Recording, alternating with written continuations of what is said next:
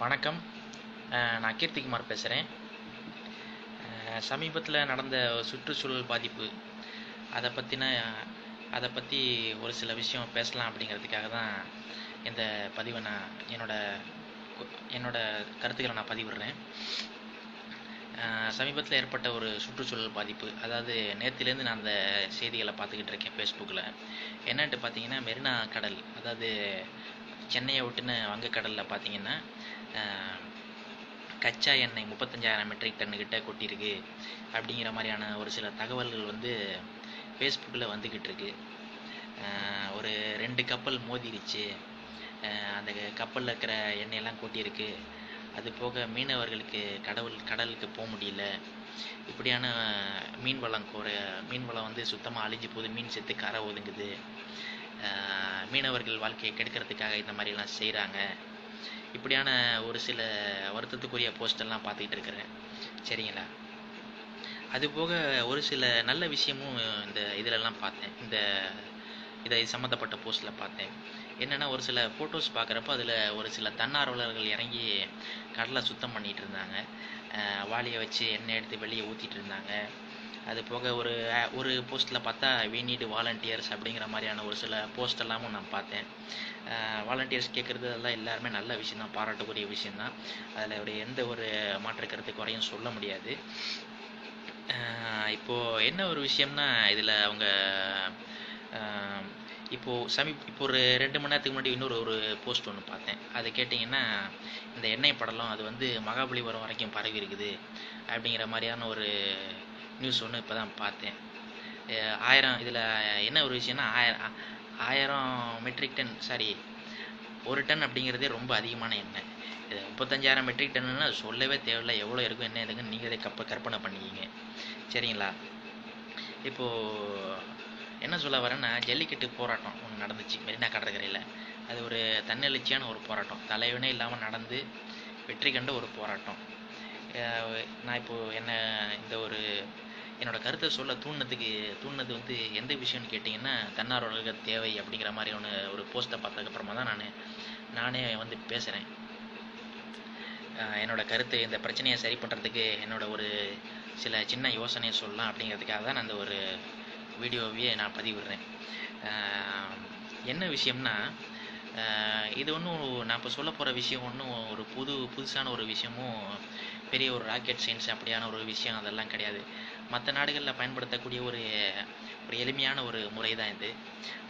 சமீபம்னு சொல்ல முடியாது, சில வருடங்களுக்கு முன்னாடி மும்பையில் கூட இந்த மாதிரியான ஒரு எண்ணெய் படலம், ஆயில் ஸ்பில், அது வந்து மும்பையில் கடற்கரையில் இந்த மாதிரியான ஒரு சம்பவம் நடந்ததாக கேள்விப்பட்டேன்.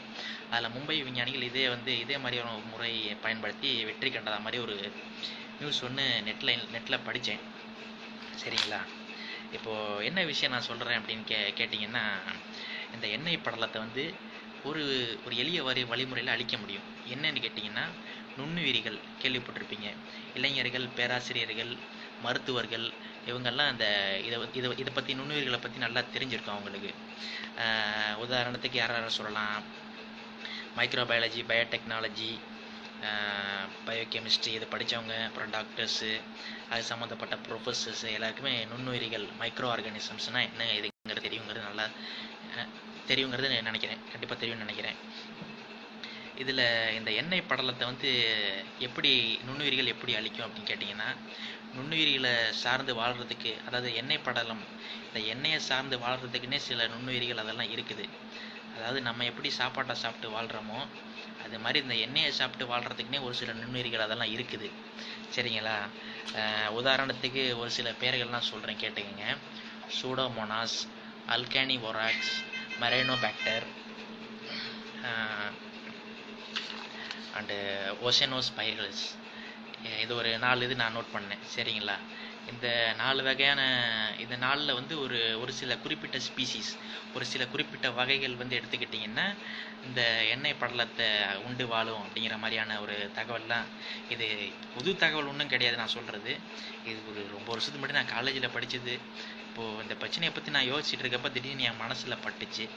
சரி, நம்ம பதிவிடணும் அப்படிங்கிறதுக்காக தான், ஒரு சின்ன பங்களிப்பாக இதை சரி பண்ணுறதுக்கு பதிவிடணும் அப்படிங்கிறதுக்காக தான் நான் பதிவிடுறேன். நீங்கள் இளைஞர்களுக்கு வந்து ஒரு வேண்டுகோள் என்னென்னா நீங்கள் கூகுள்லேயே சர்ச் பண்ணி பாருங்கள். மைக்ரோ ஆர்கானிசம்ஸ் வந்து நான் ஒரு 4-5 வகை இருக்குது, அது தேவையில்லை. இப்போதைக்கு இந்த பிரச்சனைக்கு வந்து நமக்கு தேவைப்படுறது வந்து என்னன்னு கேட்டிங்கன்னா பாக்டீரியா, ஆயில் ஈட்டிங் பாக்டீரியா. கூகுளில் சர்ச் பண்ணி பாருங்கள், ஆயில் ஈட்டிங் பாக்டீரியா இந்தியா அப்படின்னு போட்டிங்கன்னாலே கூகுளில் எல்லாமே வரும். அதை பற்றின எல்லா தகவலும் உங்களுக்கு வரும்.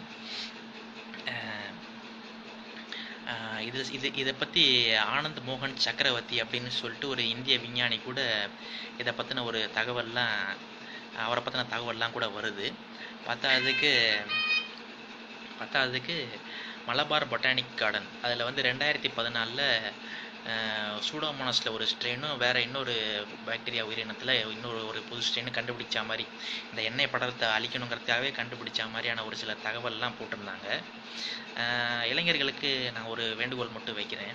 என்னன்ட்டு கேட்டிங்கன்னா, இது சம்மந்தப்பட்ட ஒரு சில எக்ஸ்பர்ட்ஸ், அதாவது சில பேராசிரியர்கள்லாம் இருப்பாங்க, பயோடெக்னாலஜி, மைக்ரோபயாலஜி, பயோகெமிஸ்ட்ரி, இதில் வந்து கொஞ்சம் நல்ல கைத்தேர்ந்த பேராசிரியர்கள்லாம் இருப்பாங்க. அவங்கள்ட்ட நீங்கள் அணுகி இந்த பிரச்சனையை சரி பண்ணுறதுக்கு நீங்கள் என்ன பண்ணலாம், ஏது பண்ணலாம், எந்த மாதிரியான பாக்டீரியாஸ்லாம் ஹெல்ப் பண்ணும் அப்படிங்கிற மாதிரியான தகவல்கள்லாம் நீங்கள் கேட்டிங்கன்னா அவங்க வந்து உங்களை கைட் பண்ணுவாங்க என்ன ஏதுன்ட்டு. சரிங்களா? அப்படி இல்லைன்னா அதே பேராசிரியர்களில் ஒரு சில பேர் வந்து பயோடிகிரேடேஷன் அண்ட் பயோ ரெமெடியேஷன் இதில் வந்து பேப்பர்லாம் பண்ணியிருப்பாங்க, பிஹெச்டிலாம் வாங்கியிருப்பாங்க.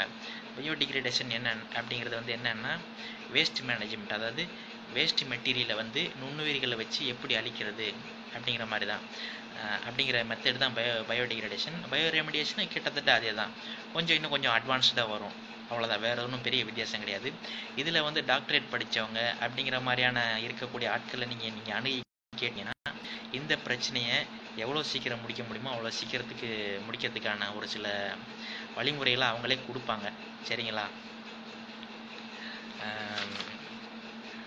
இதுதான் நான் சொல்ல வந்த விஷயம். நீங்கள் இது சம்மந்தப்பட்ட ப்ரொஃபஸர்ஸில் மட்டும் அணுகி இந்த உயிரினங்களை வந்து இந்த எண்ணெய் படலத்தை எப்படி போடணும், எந்த மாதிரியான வகையில் படர விடணும், எப்படி வச்சா அது அதிகமாக வளரும், அப்படியான ஒரு சில ஐடியாஸ்களை நீங்கள் அவங்கள்ட்டேருந்து கேட்டுட்டிங்கனாலே அவங்களே கைட் பண்ணுவாங்க. ஒரு நல்ல முடிவு கிடைக்கும் அப்படின்னு சொல்லிட்டு எதிர்பார்க்கலாம். சரிங்களா? நல்ல முடிவு வரணும், சீக்கிரமாக இந்த எல்லை படலாம் அழியணும் அப்படின்னு சொல்லிட்டு ஆண்டவனை வேண்டிக்கிறேன். இதுதான் நான் உங்கள்கிட்ட பகிர்ந்துக்கணும்னு நினச்ச ஒரு கருத்து. சரிங்களா? நன்றி.